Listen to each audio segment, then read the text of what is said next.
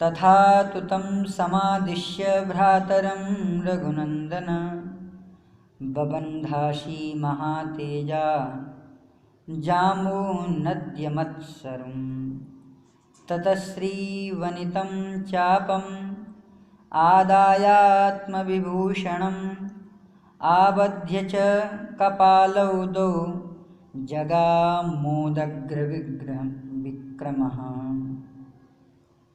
परम कल्याणमय सच्चिदानंद विग्रह राजराजेश्वर मर्यादा पुरुषोत्तम भगवान श्री सीताराम जी महाराज की महती अनुकंपा श्रीमद् वाल्मीकि रामायण अरण्य कांड के अंतर्गत महर्षि निवेदन कर रहे हैं। भगवान श्री राम के आश्रम में मायामय मृग का दर्शन कर भगवती विदेह नंदिनी अपने हृदय की इच्छा को प्रकट करती हैं। भगवान श्री राम श्री लक्ष्मण जी महाराज के वारण करने पर भी विदेह नंदिनी की रक्षा का भार सौंप कर श्री लक्ष्मण से कहते हैं, भवा प्रमत्त प्रतिगृह्य मैथिली प्रतिक्षणम सर्वत एव शंकितः।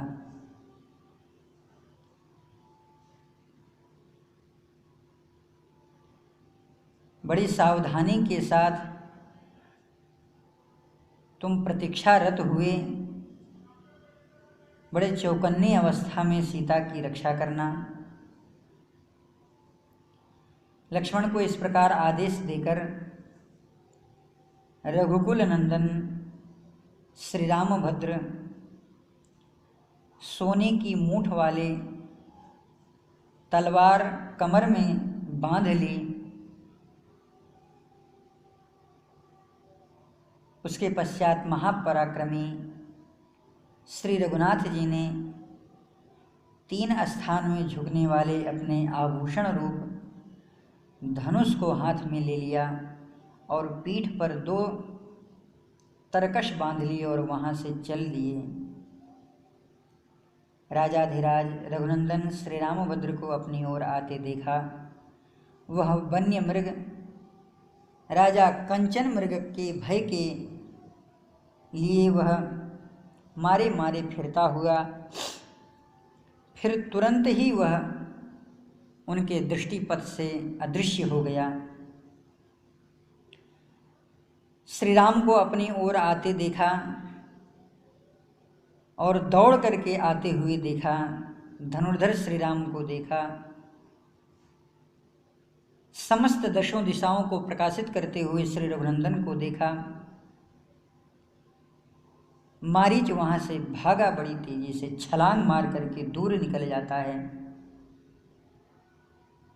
और बड़ी तेजी से आगे बढ़ रहा है। तम वन्य राजो राजेन्द्रम आपतंतम निरीक्ष वै बभूवस्रारहितशास्त्र पुनः संदर्शने भवत् बद्धा शिरसि धनुरादाय प्रादुर्द्रावयतो मृगः तं स्म पश्यन्ति रूपेण द्योतायन्तमिवाग्रतः अवेक्षावेक्षधावन्तं धनुष्पाणिर्महावने अतिवृत्तिमिवोत्पाताल्लोभ यानं कदाचन संकितं तु समुद्भ्रान्तमुत्पलन्तमिवाम्बरं दृश्यमानम् अदृश्यं च वनोद्देशेषु केषुचित् क्षिन्नाभ्रमैरिव संवीतं शारदं चन्द्रमण्डलं मुहूर्तादेव ददृशो मुहूर्ताद्दूरात् प्रकाशते दर्शनादर्शनेनैव सोपाकर्षत् राघवम् स दूरमाश्रमस्यास्य मारीचो मृगतां गतः आसीत् क्रुद्धस्तु काकुत्सो विवशस्तेन मोहितः अथावतस्थे सुस्नातः क्षलायामाश्रित साद्वले स तमुन् मादयामास मृगोरूपं निशाचर मृगैः परिवृतो न्यान्यैर्दूरात् प्रदृश्यत गृहीतकामं दृष्ट्वा तं पुनरेवाभ्यधावत तत्क्षणादेव संत्राशात् पुनरन्तहितो भवन। इस प्रकार जैसे शरद पूर्णिमा के चंद्रमा की कांति होती है, कभी वह बादल से ढक जाता है, कभी वह बड़ा ही सुंदर दिखाई देने लगता है। इस प्रकार अदृश्य और छिप करके घबराया हुआ वह मारीच आगे ही बढ़ता रहा। एक मुहूर्त तक वह तो निकट दिखाई देता, पुनः दूसरे मुहूर्त में ही वह अदृश्य हो जाता। इस तरह छिपता छिपाता वह मृग रूपधारी मारीच श्री राम के आश्रम से बहुत दूर लेकर के चला गया। उस समय उससे मोहित होकर और विवश होकर श्री राम कुछ कुपित से हो गए। थक कर एक जगह छाया का आश्रय लेकर के हरी हरी घास वाली भूमि पर खड़े हो गए। मृगरूपधारी निशाचर ने उन्हें उन्मत्त सा कर दिया था। थोड़ी ही देर बाद वह दूसरे मृग से घिरा हुआ उनको दिखाई दिया। श्री राम मुझे पकड़ना चाहते हैं, यह देख करके वह फिर भागा और भय के मारे पुनः तत्काल अदृश्य हो गया। तदनंतर वह पुनः दूरवर्ती वृक्षों और समूहों को लांघते हुए उसे देखते हुए महातेजस्वी श्री राम ने उसे मार डालने का ही निश्चय कर लिया। तब वहाँ क्रोध में भरे हुए बलवान राघवेंद्र श्री राम ने तर्कस में सूर्य की किरण की समान तेजस्वी एक प्रज्वलित बाण एवं शत्रु संहारक बाण को निकालकर उसे अपने सुदृढ़ धनुष पर रखा और पुनः जोर से खींच करके उस मृग का लक्ष्य किया। फुफकारते हुए वह सर्प के समान बाण सनसनाता हुआ प्रज्वलित एवं तेजस्वी बाण जिसे ब्रह्मा जी ने बनाया था, उस बाण को भगवान ने छोड़ा है। वज्र के समान तेजस्वी उस उत्तम बाण से मृगरूपधारी मारीच के शरीर को चीरकर उसके हृदय को विदीर्ण करती हुई वह बाण आगे बढ़ रही है।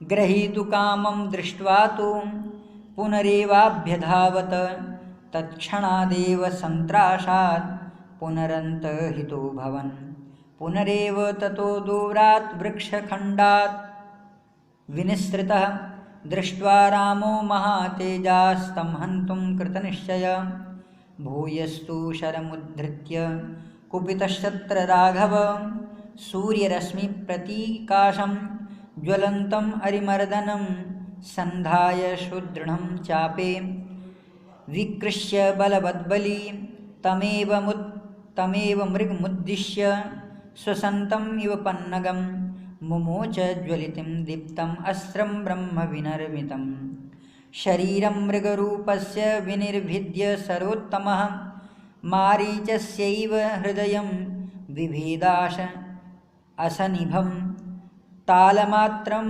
मथोत्प्लुत्य न्यपत् स वृषातुरः व्यनदत् भैरवं नादं धरण्या कल्पजीवितं म्रियमाणस्तु मारीचो जहौ तां कृत्रिमां तनुं स्मृत्वा तद्वचनं रक्षौ दध्यो केन तु लक्ष्मणं यः प्रस्थापयेत् सीतां शून्ये रावणे हरेत् स प्राप्तकालमाज्ञाय चकार च ततस्वनं सदृशं राघवस्यैव हासीते लक्ष्मणेति च तेन ममर्मणि निर्विद्धं सरेणानुपमेन हि मृगरूपं तु तत्याज्यं राक्षसं रूपमास्थितं चक्रे च सुमहाकायं मारीचो जीवितं त्यजन् तं दृष्ट्वा पतितं भूमौ राक्षसं भीमदर्शनं रामो रुधिरसिक्ताङ्गं चेष्टमानं महीतले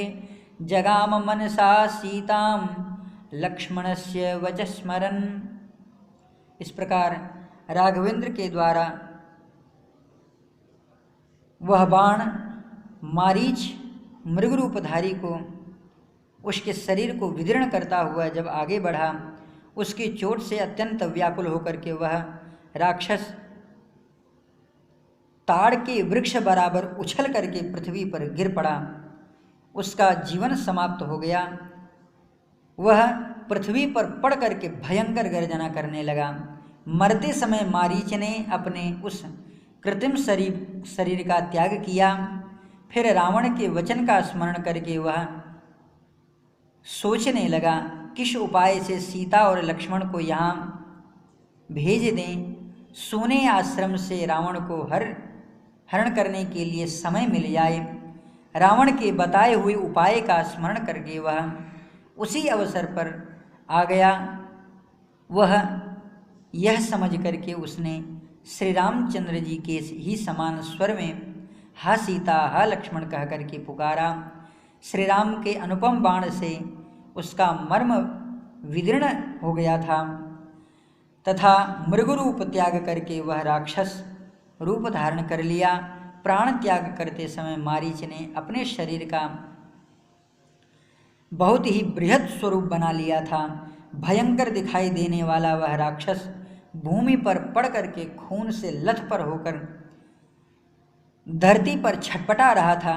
श्री राम को लक्ष्मण की कही हुई बात याद आ गई और वे मन ही मन चिंता करने लगे। वे सोचने लगे, अहो जैसा लक्ष्मण ने पहले कहा था उसी के अनुसार यह वास्तविक अपने स्वरूप में मारीच ही था। लक्ष्मण की यह बात सही निकली। आज मेरे द्वारा यह मारीच मारा गया, परंतु यह राक्षस उच्च स्वर से हा सीता हा लक्ष्मण पुकार करके मरा है।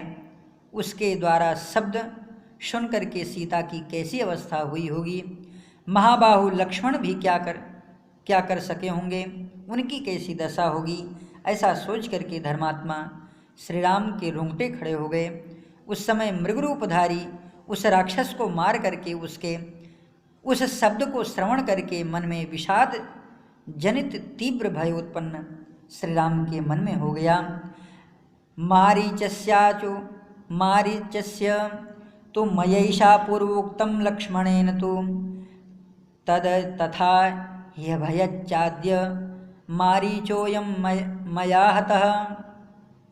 चक्रे स मुसु महाकायं मारीचो जीवितं त्यजन् तं दृष्ट्वा पतितं भूमौ राक्षसं भीमदर्शनं रामो रुधिरसिक्तांगं चेष्टमानं महीतले जगाम मनसा सीतां लक्ष्मणस्य वच स्मरन्। हा सीता लक्ष्मणत्येवा मा कृष्यतु महास्वनं ममार राक्षसः सोऽयं श्रुत्वा सीता कथं भवेत्। लक्ष्मणस्य महाबाहु कामवस्थां गमिष्यति इति संचिन्त्य धर्मात्मा रामो हृष्टतनुरुह। तत्र रामं भयं तीव्रम् आविवेश विषादजं राक्षसं मृगरूपं तं हत्वा श्रुत्वा च तत्स्वनं निहत्य पृषतं चान्यं मांसमादाय राघव त्वरमाणो जनस्थानं ससाराभिमुखं तदा। जय जय श्रीमद् रामायणे वाल्मीकि आदि काव्ये आर्यणकाण्डे चतुश्चत्वारिंशः सर्गः।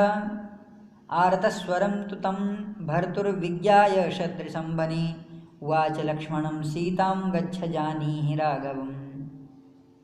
इस प्रकार उस शोक विलक्षण मृग का वध करके तपस्वियों के उपभोग की वस्तु और उनके आने के लिए आसन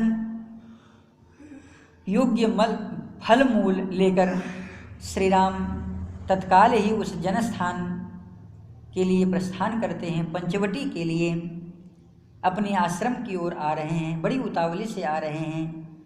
उस समय वन में जो आर्तनाद हुआ था उसे अपने पति का ही स्वर मिलता जुलता जानकर श्री सीता लक्ष्मण से बोली, भैया तुम जाओ श्री रघुनाथ जी की सुधि लो, उनका समाचार जानो।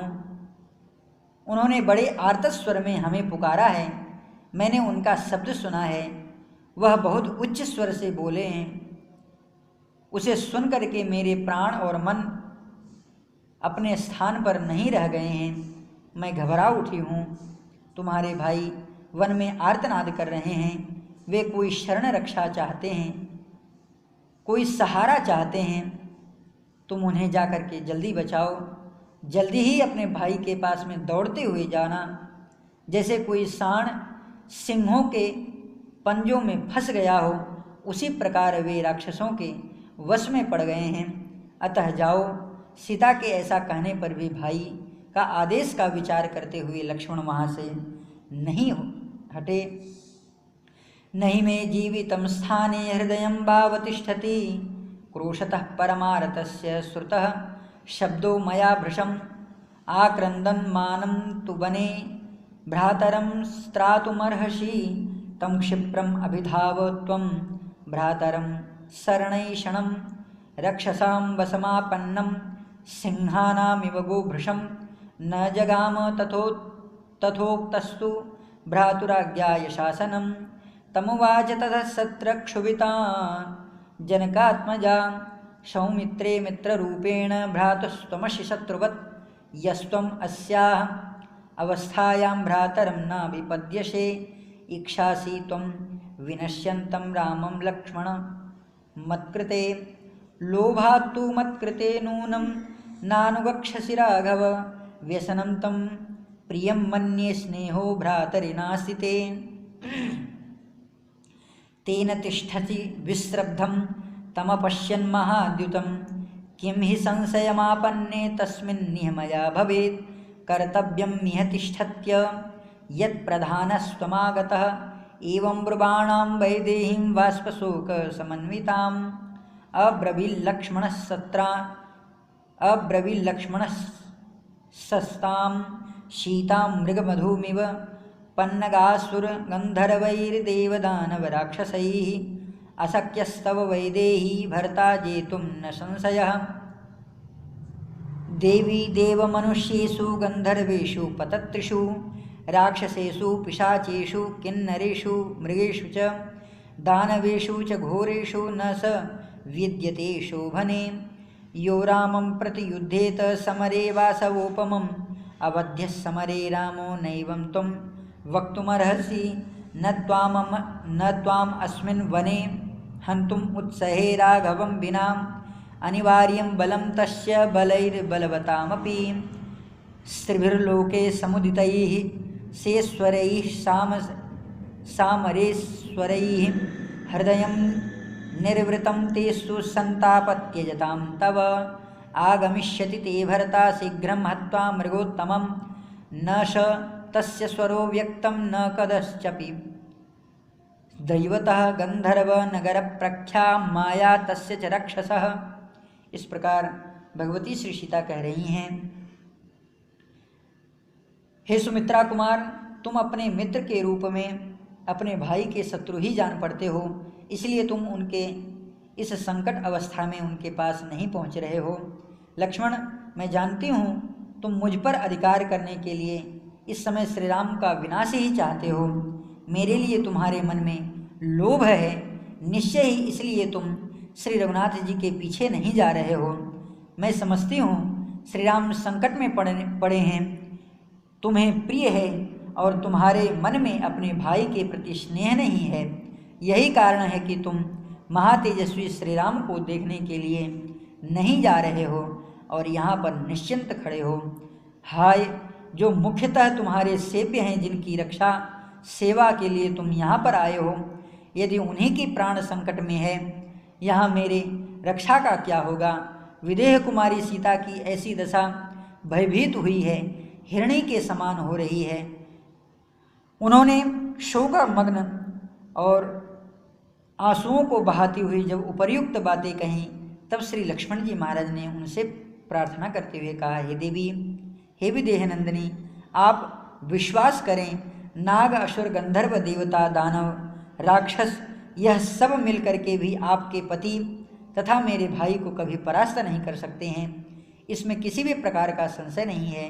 हे देवी, हे शोभने, देवताओं और मनुष्यों, गंधर्वों, पक्षियों, राक्षसों, पिशाचों, किन्नरों, मृगों तथा घोर दानवों में भी ऐसा कोई वीर नहीं है जो समरांगण में इंद्र के समान पराक्रमी श्री राम का सामना कर सके।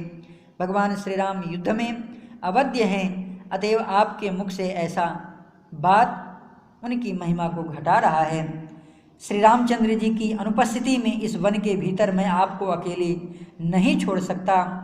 सैनिक बल से संपन्न बड़े बड़े राजा अपनी सारी सेनाओं के द्वारा भी श्री राम के बल को कुंठित नहीं कर सकते हैं। देवता तथा इंद्र आदि सारे तीनों लोक को भी वे यदि आक्रमण करें श्री राम के बल वेग को नहीं रोक सकते। अतः आपका हृदय शांत हो और संताप को आप छोड़ दें। आपके पतिदेव उस सुंदर मृग को मारकर शीघ्र ही लौट आएंगे। यह शब्द जो आपने सुना है यह अवश्य ही उनके जैसा था। किसी देवता ने कोई शब्द प्रकट किया ऐसा कोई बात भी नहीं है। वह तो उस राक्षस की गंधर्व नगर के समान झूठी माया ही सी जान पड़ती है। हे सुंदरी विदेहनंदिनी, महात्मा श्री राम ने मुझ पर आपका रक्षा का भार सौंपा है। इस समय आप मेरे लिए उनकी धरोहर के रूप में हो, अतः मैं आपको यहाँ पर अकेली नहीं छोड़ सकता। हे कल्याणमयी देवी, जिस समय खर का वध किया गया उस समय जनस्थान निवासी दूसरे बहुत से राक्षस भी मारे गए थे। इस कारण इन निशाचरों ने हमारे साथ वैर बांध लिया है। हे विदेहनंदिनी, प्राणियों की हिंसा ही जिनका क्रीड़ा विहार या मनोरंजन है, वे राक्षस इस विशाल वन में नाना प्रकार के बोलियों को बोलने वाले हैं। अतः आपको चिंता नहीं करनी चाहिए। लक्ष्मण के इस प्रकार कहने पर श्री सीता को बड़ा क्रोध हुआ, उनकी आंखें लाल हो गईं। वे सत्यवादी लक्ष्मण से इस प्रकार कठोर बातें कहने लगीं। न्यासस्य भूतासि वैदेही न्यस्तमयी महात्मनः रामेण त्वं वरारोहे न त्वं त्यक्तुमिहोत्सहे कृतवैरास्य कल्याणी वैर्य मैतै निशाचरैः खरस्य निधने देवी जनस्थानवधं प्रति रक्षसा विविधा वाचो व्याहरन्ति महावने हिंसा विहारा वैदेही न चिन्तयितुमर्हसि लक्ष्मणेनैव मुक्त्वा तु क्रुद्धा संरक्तलोचना अब्रवीत् परुषं वाक्यं लक्ष्मणं सत्यवादिनम् अनार्य करुणारंभ नृशंसं कुलपांसन अहं तव प्रिये मन्ये रामस्य व्यसनं महत् रामस्य व्यसनं दृष्ट्वा तेनैव तानि प्रभाषसे नैव चित्रं सपत्नेषु पापं लक्ष्मण यद् भवेत् तद्विधे नृशंसेषु नृत्यं प्रक्षन्नचारिषु सुदुष्टस्तव वने राम मेकमेवोऽनुगच्छसि मम हेतो प्रतिक्षन्नः प्रत्युक्तो भरतेन वा तन्नः सिद्ध्यति सौमित्रे तवापि भरतस्य वा कथमिन्दीवरश्यामं रामं पद्मनिभीक्षणम् उपसंसृत्य भरतारं कामयेयं पृथक् समक्षं तव सौमित्रे प्राणास्त्यक्षाम्य संशयं रामं विना क्षणमपि नैव जीवामि भूतले इत्युक्त्वा परुषं वाक्यं सीतायारो महर्षणम् अब्रवील्लक्ष्मणाः सीतां प्राञ्जलिः स जितेन्द्रियः उत्तरं नोत्सहे वक्तुं दैवतं भवति मम वाक्याम् अप्रतिरूपं तु न चित्रं सृषु मैथिली स्वभावस्त्वेन नारीणाम् एषु लोकेषु दृश्यते विमुक्तधर्माश्चापलास्तीक्ष्णाः वेदकराः स्त्रियः न सहे ह्रीदृशं वाक्यं वैदेही जनकात्मजे श्रोषस्यो उभयोर्मध्ये तप्तान्नाराच सन्निभः। इस प्रकार भगवती श्री सीता के द्वारा अत्यंत ही कठोर शब्द को सुनने के बाद भी श्री लक्ष्मण जी उनसे यह कह रहे हैं, हे देवी, मैं आपकी बातों को जवाब नहीं दे सकता क्योंकि आप मेरी आराधनीय देवी हैं। हे मिथिलेश कुमारी, ऐसा अनुचित और प्रतिकूल बर्ताव आपके मुख से स्त्रियों के लिए आश्चर्य की बात नहीं है, क्योंकि इस संसार में नारियों का ऐसा स्वभाव बहुधा देखा जाता है। स्त्रियां प्रायः विनय आदि धर्मों से रहित चंचल, कठोर तथा घर में फूट डालने वाली बातें बोलती हैं। हे विदेहनंदिनी जानकी, आपके मन में आपकी यह बात मेरे दोनों कानों में तपाए हुए लोहे के समान लग रही है। मैं ऐसी बात सह नहीं सकता। इस वन में विचरण करने वाले सभी प्राणी साक्षी होकर मेरा कथन सुने। मैंने न्याय युक्त बात कही है। मैं तो आपके प्रति ऐसी कोई कठोर बात अपने मुख से नहीं निकालना चाहा। निश्चय ही आज आपकी बुद्धि मारी गई है, आप नष्ट होना चाहती हैं। धिक्कार है आपको जो आप मुझ पर ऐसा संदेह करती हैं। मैं अपने बड़े भाई की आज्ञा का पालन करने में दृढ़तापूर्वक तत्पर हूँ। मैं आपको केवल नारी होने के कारण साधारण स्त्रियों के दुष्ट स्वभाव को अपनाने पर भी मेरे प्रति ऐसा आशंका करती हैं, वह अच्छा नहीं है। मैं वही जाता हूँ जहाँ मेरे भैया श्री राम गए हैं। हे सुमुखी, आपका कल्याण हो। हे विशाल लोचने, वन के संपूर्ण देवता आपकी रक्षा करें, क्योंकि इस समय मेरे सामने जो भयंकर अपशगुन प्रकट हो रहा है, उन्होंने मुझे संशय में डाल दिया है। क्या मैं श्री रामचंद्र जी के साथ पुनः आपका सकुशल दर्शन कर पाऊंगा या नहीं? लक्ष्मण ऐसा कहते हुए श्री किशोरी जी की ओर देख रहे हैं। उनके नेत्र से आंसुओं की तीव्र धारा बहने लगी। वे उन्हें इस प्रकार उत्तर देते हुए बोली, लक्ष्मण, मैं श्री राम से बिछुड़ जाने पर गोदावरी नदी में समा जाऊंगी अथवा अपने गले में फांसी लगा लूंगी। पर्वत के दुर्गम शिखर पर चढ़ करके वहां से कूद करके अपने शरीर को तीव्र अग्नि से जला दूंगी, विषपान कर लूंगी, परंतु पर पुरुष का कदापि स्पर्श नहीं करूंगी। लक्ष्मण के सामने यह प्रतिज्ञा करके शोकमग्न होकर के रोती हुई सीता अत्यंत दुखित हैं। उनके अपने दोनों हाथों से हाथ जोड़ करके श्री लक्ष्मण उन्हें प्रणाम करके आगे बढ़ रहे हैं। उपशृण्वन्तु ते सर्वे साक्षिणो हि वने चरा, न्यायवादी यथा वाक्यं मुक्तोऽहं परुषं त्वया, धिक्त्वमाद्य विनश्यन्ति यन्मामेव विशङ्कसे, श्रित्वाद्य दुष्टस्वभावेन गुरुवाक्येन व्यवस्थितं गच्छामि यत्र काकुत्स, स्वस्ति तेषु वरानन, रक्षन्तु त्वां विशालाक्षि समग्रा वनदेवता, निमित्तानि हि घोराणि यानि प्रादुर्भवन्ति मे, अपि त्वां सह रामेण पश्येयं पुनरागतः।